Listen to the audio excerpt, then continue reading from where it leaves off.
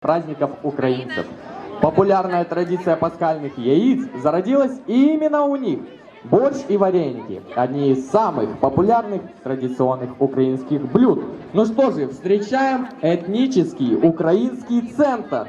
А их представляют 2-е и 8-е классы. 2-е классы, слово предоставляется вам. Давайте им поаплодируем. Микрофон нужен?